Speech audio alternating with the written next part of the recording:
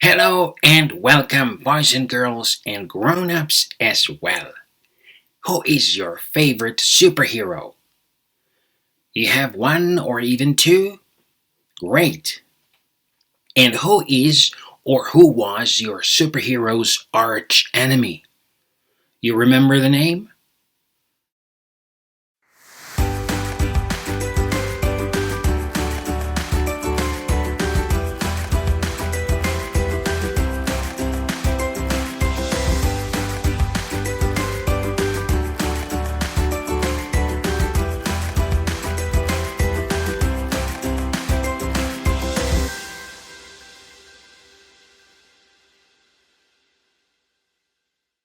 In school or in homeschool, you were, are, or will be taught about famous characters of history. Kings and queens and pharaohs and army generals who won many wars, defeated strong enemies, conquered large lands, and changed history. Well, I am quite sure you were not, are not, and will never be taught about two warriors, two very dangerous enemies which overturned empires, subverted powerful kingdoms, and killed millions and millions of people and animals. Are they superheroes? No, not in the least. Are they arch enemies? Yes. They are waging war against people and animals even today. Who are they? Bacterium and virus. Sometimes they're just annoying. Sometimes they're deadly. Have you ever been sick? Your health problems were caused either by a bacterium or a virus. The whole world fights against the virus, and many people declare, "We will defeat it, we will kill it." Well, they're not able to do so. A virus is not a living organism. Yes, they can kill a bacterium because it's a living cell, but virus is a piece of software. Yes, human virus, animal virus, or computer virus, these are programs, not living cells. We cannot kill a software, but we can damage it to the extent it is not able to replicate and to harm or kill us or our computers. You remember the name of your favorite superhero? Great. Now, who is a superhero in this war? Who is able to kill bacteria and destroy viruses? Who? Yes, your immune system. A strong immune system is able to defend your body against all enemies. To be able to do so, it needs a very important ally. You know this ally? No? Yes? Its name is hygiene. These two are able to kill and destroy all enemies. Very often, people forget about these allies and then the enemies prevail. What were the three most dangerous and deadly enemies in history? Number 3. Bacterium Yersinia pestis. Sounds too strange? I guess you have heard about pestilence or Black Death. Yes, these were caused by this small organism. Death rate? Almost 100% within a few days. Terrible. Even though we would use wide spectrum antibiotics today, the death rate would be 50%, and the treatment would have to start no later than 30 hours after infection. This was a very strong and fast killing enemy. Therefore, any pandemic was then called plague. A plague caused by Yersinia pestis broke out in 541 AD in Ethiopia, in the days of the Roman emperor called Justinian. Therefore, they called it Plague of Justinian. It impacted heavily the Mediterranean, especially the Byzantine Empire, which was the Eastern Roman Empire. More than 40% of inhabitants of the capital city of Constantinople died. Merchant ships harbored rats, and the rats carried fleas infected with Yersinia pestis. This way, the plague spread across the ancient world. It killed millions and then disappeared, just for a time. Then it came back again and again and again. Historians say that between 541 and 750 AD, this repetitive pandemic killed up to 100 million people. In those days, it was half of the population of Europe. It contributed significantly to the fall of the Byzantine Empire. No large armies, just one small bacterium. After several hundreds of years, at the beginning of the 14th century, the enemy was back again. This time it was called the Black Death. The patients suffered from large necrosis, and before they died, their skin turned black. Most probably, the Black Death plague originated in Mongolia.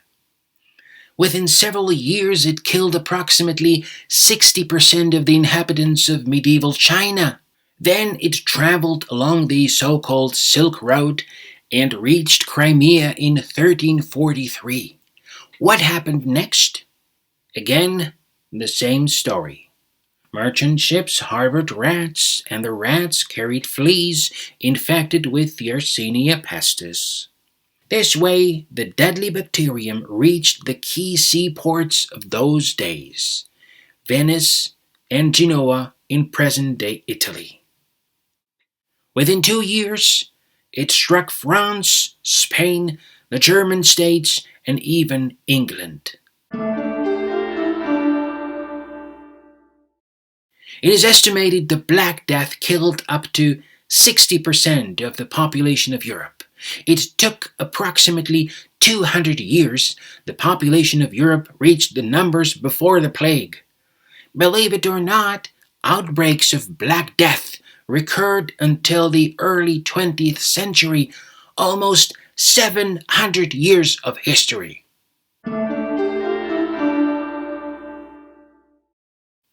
Well, this was enemy number 3.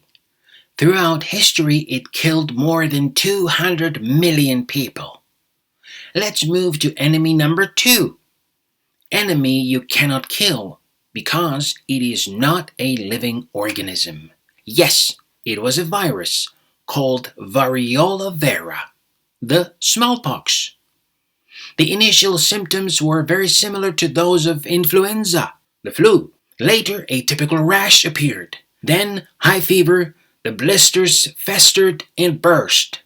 Patients died of bleeding into the skin, and the circulatory system collapsed. Those who survived had deep, pale scars on their skin for the rest of their lives. Smallpox was brought to the Roman Empire in 165 AD by Roman armies returning home. Back then, they called it Antonine Plague, after the ruling emperor Marcus Aurelius Antonius.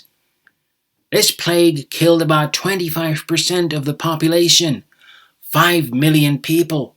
Many historians agree that this was the trigger event that led to the fall of Rome 200 years later. Smallpox killed the English Queen Mary II, the Russian Tsar Peter II, and also the Egyptian Pharaoh Ramses V. Smallpox pandemics were occurring again and again, killing millions of people. Just in 20th century, until its eradication in 1978, this enemy killed 500 million people. No large armies, just one virus. Over the centuries, Europeans acquired a certain degree of immunity against smallpox. At the end of the 15th century, Europeans discovered America. And guess what? They brought the smallpox with. To the native people, it was a true plague. The great civilizations of Aztecs, Maya, and Inca were overturned and destroyed not that much by Spanish invaders, but by a very small but deadly enemy, a virus of variola vera. Almost 90% of the Native Americans were killed. Enemy number one did not kill that many people as enemies 2 or 3. However, it killed the largest number of people in the shortest period of time. The so-called Spanish flu. Another enemy you cannot kill. A virus with a code name, H1N1, originated again in Asia. Attacking the immune system, it triggered an extremely strong immune response that caused death in the end. Therefore, those with strong immune system, mainly young people, were at highest risk. The pandemic outbreak was very fast. The virus was able to replicate in the lungs of the patient very quickly. In 6 months, the virus was able to kill more than 100 million people. Just for comparison, the total count of victims of World War I was just 15 million.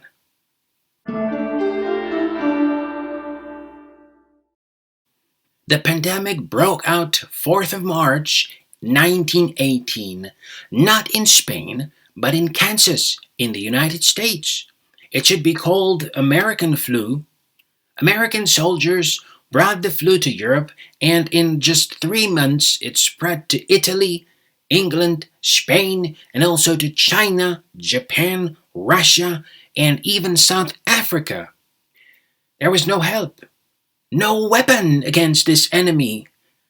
Social distancing, disinfection, face masks, nothing helped. To stop a growing panic, army generals in the warring Europe banned to report on the flu. Spain was not at war. It was a neutral country in the conflict. The local newspapers reported on the flu freely, and it gave an impression that the flu was raging just in Spain and later spread from there. In our days, we have antibiotics and many other medicines and natural remedies as well. However, we still need our superhero to help us, to protect us. Do you remember who that is? Yes, our immune system and its best ally, the hygiene. What? You say this video was very sad? Yes, I see. What is happening in the whole world in these days is also sad. Fortunately, the 3 very strong and deadly enemies I spoke about in this video are already gone. Support your immune system with vitamins and good food. Wash not just your hands, but also all fruit and veg before you eat it or cook it. Have enough sleep and exercise every day. And then you have a very good chance to not get sick. And one more thing, don't worry. Fear is also a dangerous enemy. I will be very happy to hear from you, boys and girls, and grown-ups as well. Watch my videos, write me in the comments, follow me on social media, and see you very soon in my next video. Cheerio!